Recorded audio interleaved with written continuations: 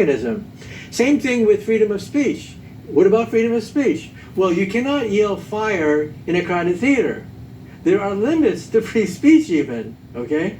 And so I think that the industry has to mature to the point where, yeah, you're competing against the next guy, it's a race against time, and you realize that if you fumble, then the next guy will grab your lunch for you. Yeah, there's that too.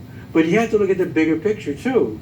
And that is that unless you begin the process of self-regulation, then the industry gets looked upon adversely by the politicians. And then it's political football. God knows where it's going to go. And or look at the comics code of the 1950s. I still remember the time when people were saying comic books should be banned.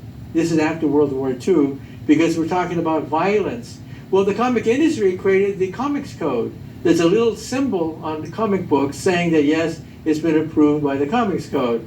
And that prevented the government from censoring and regulating the comic book industry. So I think the computer industry is no different. That it's, at a certain point, it's better to be self-regulating than have politicians do it. Because right now, people are a little bit afraid. They're afraid about what the impact will be on their jobs, their children's education, stuff like that. And so I think